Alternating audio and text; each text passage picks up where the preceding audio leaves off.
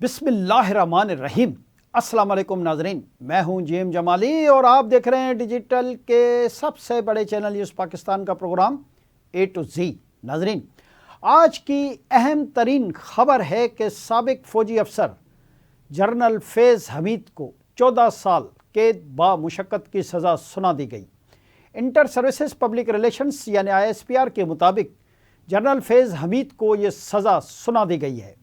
سابق lieutenant general اور ISI chief فیض حمید کے خلاف پاکستان آرمی ایکٹ کے تحت فیلڈ جنرل کورٹ مارشل کا عمل شروع کیا گیا۔ ISPR کا کہنا ہے کہ فیلڈ جنرل کورٹ مارشل کا یہ عمل 15 ماہ تک جاری رہا۔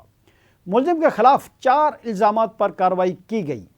ISPR نے کہا کہ الزامات میں سیاسی سرگرمیوں میں ملوث ہونا، آفیشل سیکرٹ ایکٹ کی خلاف ورزی، اختیارات اور سرکاری وسائل کا غلط استعمال، متعلقہ افراد کو ناجائز نقصان پہنچانا شامل ہیں۔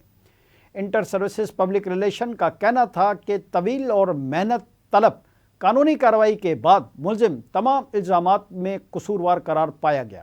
عدالت کی جانب سے دی گئی سزا کا اطلاق 11 دسمبر 2025 سے شروع ہوگا۔ ناظرین، دوسری جانب تاریخی حقائق کے مطابق فیض آباد دھرنے سے متعلق فیض حمید کا نام اس وقت منظر عام پر آیا جب ان پر حکومت TLP معاہدہ کروانے کی بات سامنے آئی۔ 27 نومبر 2017 کو حکومت پاکستان تحریک لبیک کے درمیان معاہدے کے آخر میں وساطت میجر جنرل فیض حمید لکھا گیا تھا۔ 2018 کے انتخابات کے بعد PTI حکومت نے 2019 میں فیض حمید کو سربراہ ISI مقرر کیا۔ فیض حمید 2 سال سے زائد عرصے کے لیے سربراہ ISI رہے۔ بعد ازاں تحریک لبیک سے معاہدے کے معاملے پر سپریم کورٹ آف پاکستان نے فیصلے میں ایسے افسران کے خلاف سخت کارروائی کا حکم دیا۔ فیض حمید پر سیاسی معاملات میں مداخلت کرتے ہوئے اپنے حلف کی پاسداری نہ کرنے کا الزام لگا۔ اسی دور میں سیاسی انتقام، گرفتاریوں، وفاداریوں کی تبدیلی کے الزامات بھی سامنے آئے۔ سابق وزیر اعظم میاں محمد نواز شریف نے بھی تقریروں میں جنرل فیض حمید پر سنگین نوعیت کے الزامات عائد کیے۔ جنرل ریٹائر فیض حمید کے دور میں سیاسی مداخلت کے بھی الزامات سامنے آئے۔ کابل میں طالبان کی آمد کے 3 ہفتے بعد جنرل فیض حمید کے دورہ کابل میں کافی کپ کے ساتھ تصویر پر شدید تنقید ہوئی۔ PTI دور حکومت میں جنرل فیض حمید پر PTI کے مخالفین کو جیلوں میں ڈالنے کے الزامات لگے۔ PTI کے دور حکومت میں قانون سازی کے لیے اسمبلی اجلاسوں میں اراکین کی حاضری پوری کروانے کا بھی الزام لگایا گیا۔ فیض حمید پر بجٹ منظور کروانے میں بھی ملوث ہونے کے الزامات لگتے رہے۔ 2017 اور 2018 میں اسلام آباد ہائی کورٹ کے سابق جج شوکت عزیز صدیقی نے بھی فیض حمید پر ہی مداخلت کے الزامات لگائے۔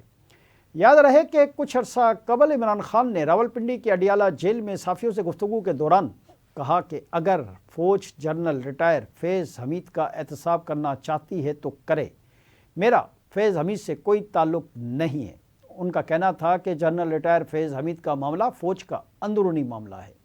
افغانستان کا معاملہ چل رہا تھا، اس لیے جنرل فیض حمید کو نہیں ہٹانا چاہتا تھا۔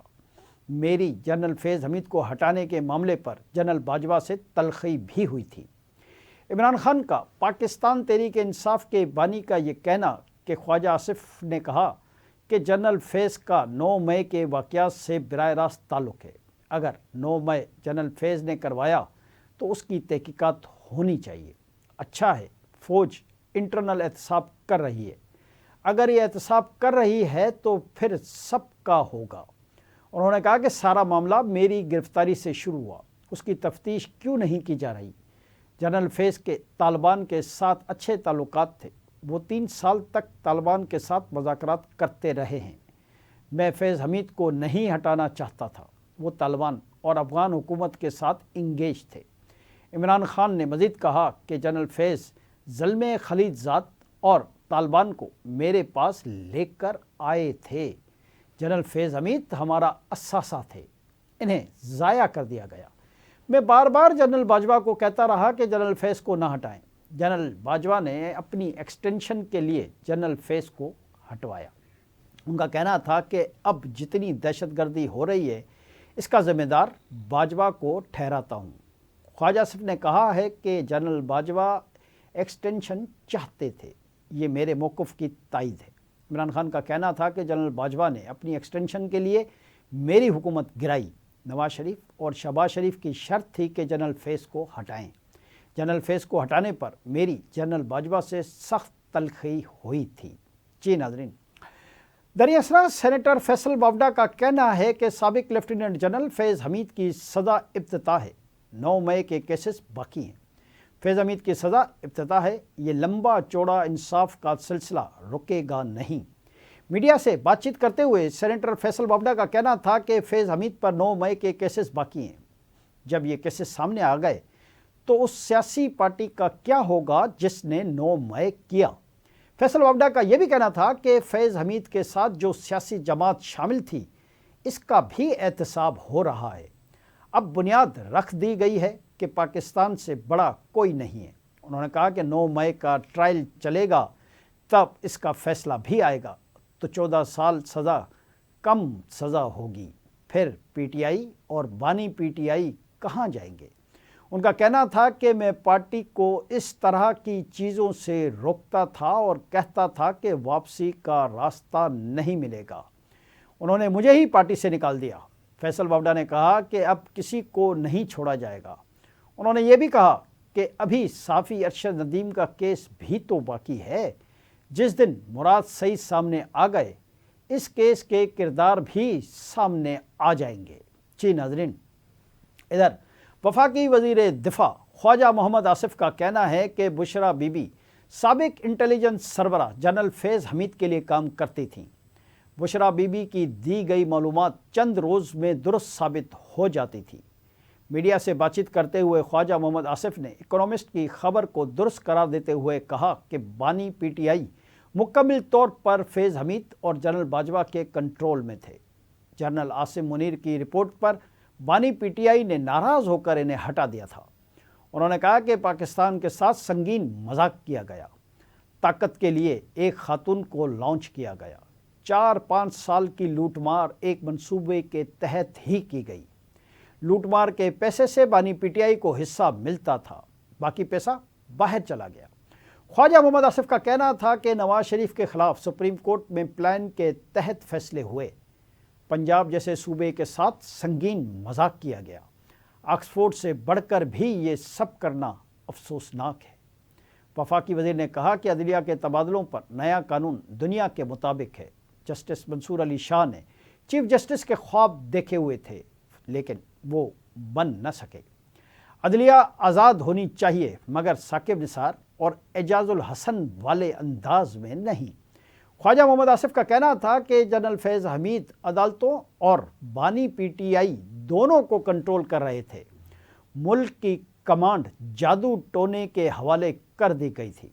बुशरा बीबी दुश्मन मुल्क के हाथ लग जाती तो फिर संगीन खतरात भी पैदा हो सकते थे। जी नाज़रीन, इधर पाकिस्तान मुस्लिम लीग नून के सीनियर रहनुमा और वज़ीर आज़म के मुशीर बराए सियासी उमूर राना सनाउल्लाह ने कहा है कि पीटीआई बतौर जमात और बानी पीटीआई 9 मई और अपने बयानात से लाताल्लुकी का इजहार करें और माजरत करें तो ऐसी सूरत में शायद कोई रास्ता खुले। मीडिया से गुफ्तगू करते हुए उन्होंने कहा कि अगर बानी पीटीआई अपने बयानात पर कायम रहते हैं तो डेडलॉक भी बरकरार रहेगा। राना सनाउल्लाह ने कहा कि माजी में पीटीआई से बातचीत की कोशिश की गई। बानी पीटीआई के अपने बयानात की वजह से डेडलॉक की सूरत हाल पैदा हुई। उन्होंने कहा कि अगर ये मुस्तकिल मामूल बना लेंगे कि हर मंगल और जुमेरात को अडियाला के करीब एहतजाज करेंगे तो इस सूरत हाल में हुकूमत बानी पीटीआई की किसी जेल मुंतकिली के बारे में भी सोच सकती है। उनका कहना था कि पीटीआई ने बतौर जमात और बानी पीटीआई ने इदारे पर बराह रास्त तनकीद की। इदारे के ख़िलाफ़ बातचीत को लोग पसंद नहीं करेंगे। मुस्लिम लीग नून के रहनुमा ने कहा कि भारत हमारा दुश्मन मुल्क है। बानी पीटीआई ने प्रोपेगेंडे में इसका साथ दिया। पीटीआई से गुफ्तगू का कोई तरीक़ेकार नहीं अपनाया जा सकता। राना सनाउल्लाह का कहना था कि बिलावल भुट्टो की सोच हमेशा सियासी और जमहूरी हवाले से वाज़ेह रही है। उन्होंने हमेशा अफ़वाम व तफ़हीम की बात की है। उन्होंने कहा कि हम चाहते थे कि तमाम सियासी जमातों से बातचीत होनी चाहिए। D G S P R خود کہہ چکے تھے کہ سیاسی جماعتیں آپس میں ہی بات کریں۔ آج کے لیے اتنا ہی، اگلے پروگرام تک کے لیے اپنے میزبان جیم جمالی کو اجازت دیجیے۔ اللہ حافظ۔